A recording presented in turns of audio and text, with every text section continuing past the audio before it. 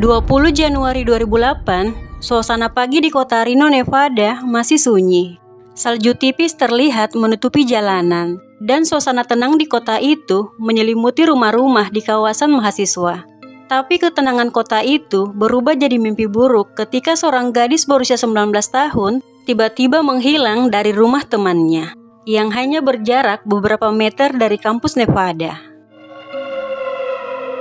Gadis cantik dan baik hati yang bernama Brianna Zunino Denison terlahir dari orang tua bernama Bridget Denison. Dia lahir pada 29 Maret 1988 dan berusia 19 tahun saat itu. Dia dan adiknya yang bernama Brayden dibesarkan hanya oleh ibunya karena ayahnya telah meninggal saat usia Brianna sekitar 6 tahun. Setelah tamat dari Reno High School pada Juni 2006, Brianna melanjutkan pendidikannya di Santa Barbara City College di California. Dia mengambil jurusan psikologi. Hubungan Brianna dan ibunya sangat dekat. Mereka seperti sahabat. Mereka melakukan segalanya bersama-sama. Meskipun tinggal berjauhan dengan ibunya karena harus kuliah di California, Brianna akan selalu memberi kabar pada ibunya. Dia akan mengirimkan foto dan pesan tiap harinya. Pada saat liburan di musim dingin 2008, Brianna kembali ke rumahnya di Reno.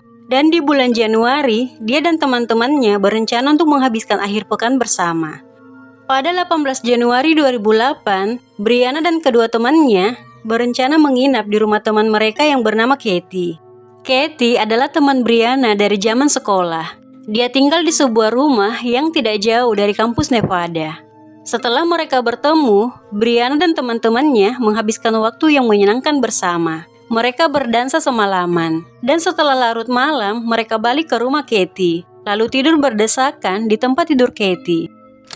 Pada 19 Januari 2008, Brianna pergi ke rumah ibunya untuk mencuci pakaian. Mereka berdua juga pergi untuk menonton film baru. Dan pada pukul 9 malam, Brianna pamit ke ibunya untuk pergi nonton konser. Dan dia akan nginap lagi di rumah Katie. Sepulang dari nonton konser, Brianna dan Katie bertemu dengan Jessica.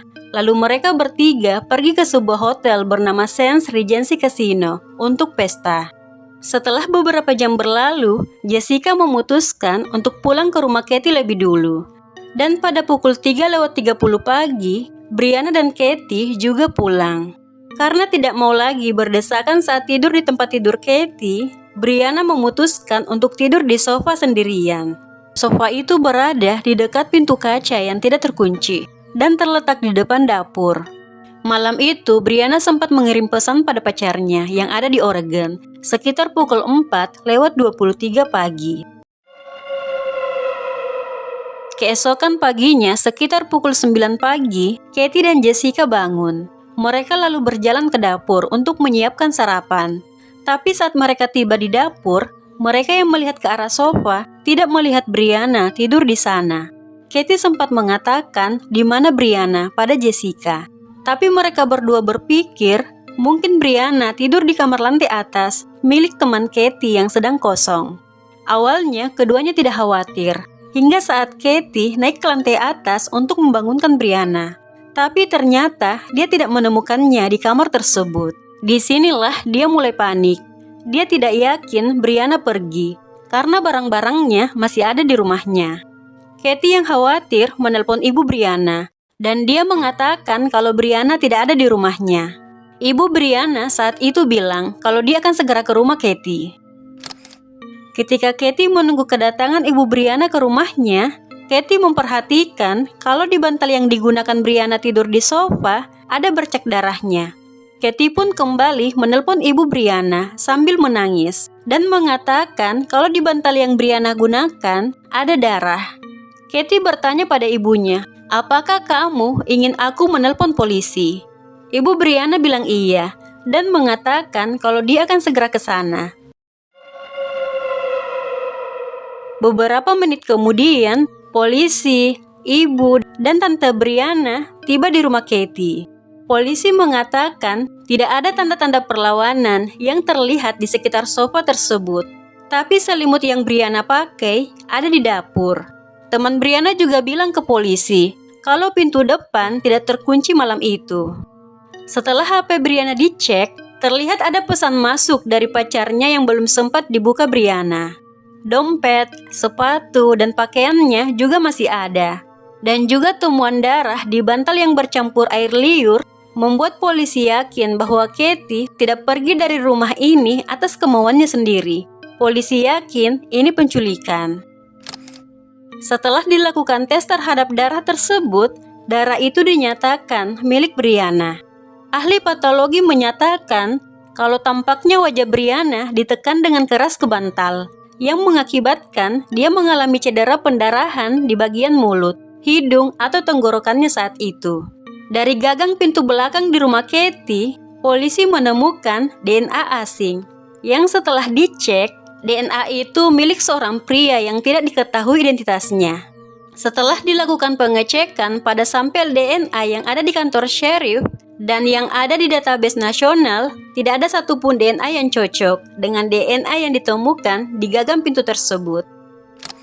Pencarian terhadap Brianna dilakukan pada 21 Januari 2008. Pihak berwajib juga mulai melakukan penyelidikan dari rumah ke rumah yang ada di sekitar lokasi tempat hilangnya Brianna. Mereka menanyai semua tetangga yang ada di sana, dan ada seorang tetangga memberikan informasi.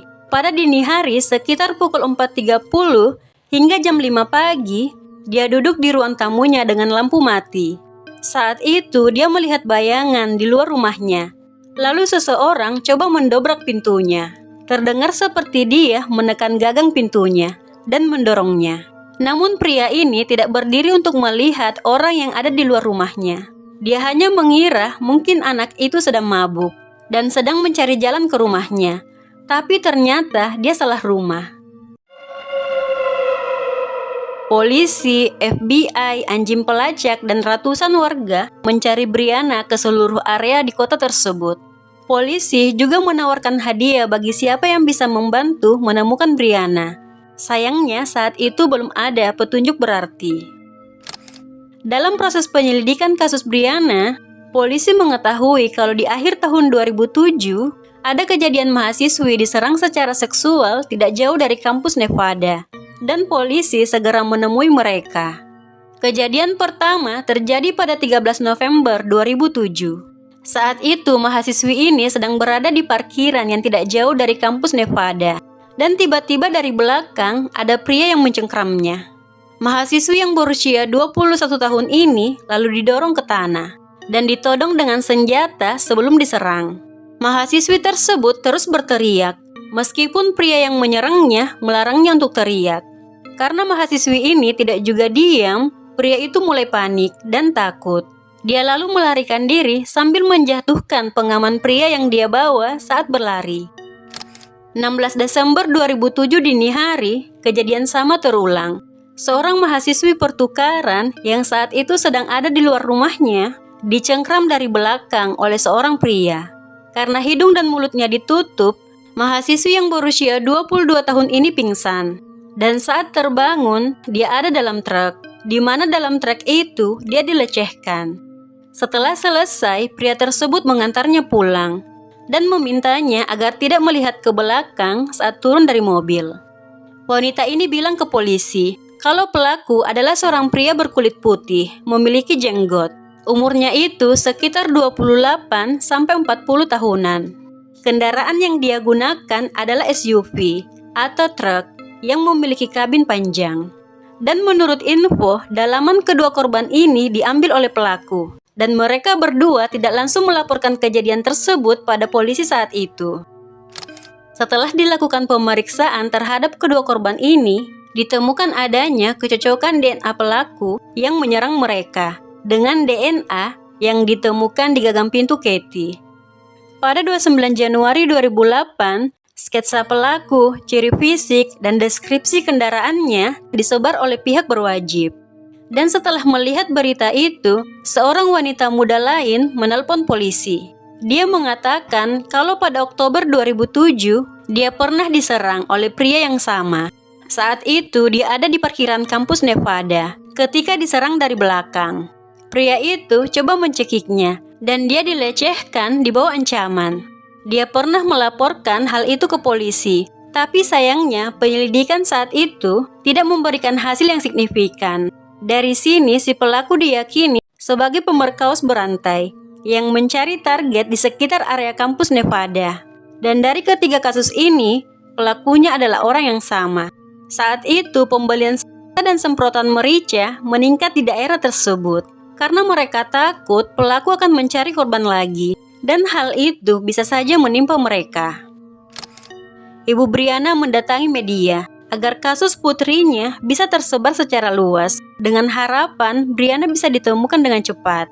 Dan benar saja, kasus hilangnya Brianna ini menjadi topik utama di seluruh negeri saat itu. Saat itu, lebih dari 5.000 info diterima oleh pihak berwajib, dan 700-an pria menyerahkan dengan sukarela sampel DNA mereka untuk membantu proses penyelidikan. 15 Februari 2008, seorang pria berjalan melintasi sebuah lahan kosong di tempat kerjanya. Namun tiba-tiba perhatiannya tertuju ke arah semak-semak yang ada di lahan kosong. Dia melihat kaos kaki berwarna orange. Merasa penasaran, dia coba melihat lebih dekat hal itu. Awalnya dia mengira itu adalah sebuah manekin yang memakai kaos kaki. Tapi ketika dia melihat ada luka di bagian bahunya, dia kaget dan panik. Dia lalu berlari ke kantornya dan memberitahu manajernya apa yang dilihat. Keduanya segera ke lahan itu lagi dan mereka langsung menelpon 911. Polisi yang tiba di lokasi penemuan jasad langsung mengamankan lokasi. Dan tidak butuh waktu lama, jasad yang ditemukan itu segera diidentifikasi sebagai Brianna Dennison. Dia ditemukan sekitar 8 mil jauhnya dari tempat dia diculik. Dari hasil otopsi diketahui kalau Brianna tewas karena dicekik. Saat ditemukan, tubuhnya dalam kondisi tanpa busana dan hanya mengenakan kaos kaki. Di bawah lutut kanannya ditemukan 2 celana dalam wanita yang berwarna hitam dan pink. Katie mengkonfirmasi kalau celana pink itu miliknya dan dia tidak tahu kalau celananya itu telah diambil. Sementara celana yang hitam tidak diketahui siapa pemiliknya. Motif kasus ini diyakini karena masalah seksual. Setelah dilakukan pengecekan DNA yang diambil dari lokasi dan tubuh Brianna, ditemukan kecocokan dengan DNA yang diambil di pintu Katie. Pihak berwajib yakin kalau Brianna dicekik di rumah Katie. Lalu tubuhnya dibawa keluar. Kemudian dia dilecehkan dan diakhiri. Polisi mengungkapkan kalau pelaku memiliki kebiasaan aneh. Dia mengambil dan menyimpan dalaman para korbannya sebagai piala. Penyelidikan dan pencarian terus dilakukan hingga berbulan-bulan. Hingga ada saat polisi menerima informasi yang sangat penting pada November 2008.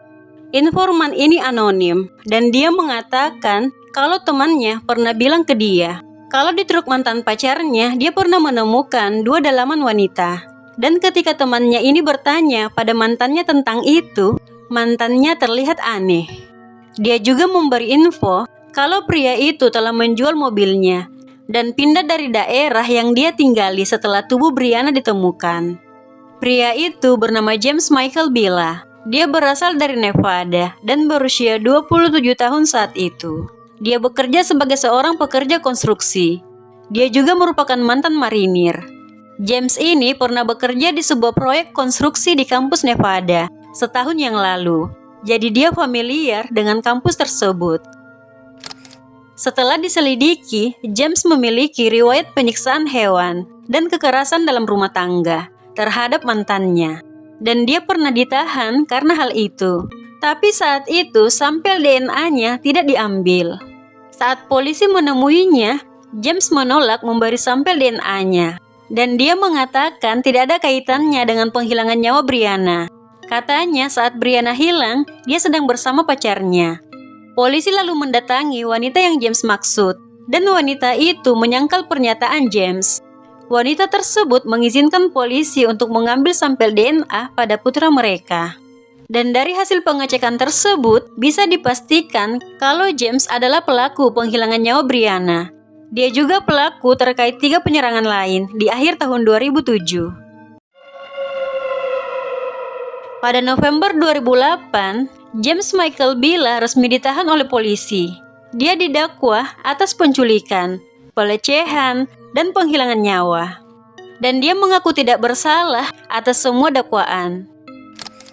Persidangan atas kasus Brianna Denison dimulai pada tahun 2010 dan James terbukti bersalah atas semua dakwaan dan dia dijatuhi hukuman matoi pada Juni 2010. Dan dia juga dijatuhi 4 kali penjara seumur hidup atas kasus penculikan dan pelecehan pada 3 mahasiswi lainnya.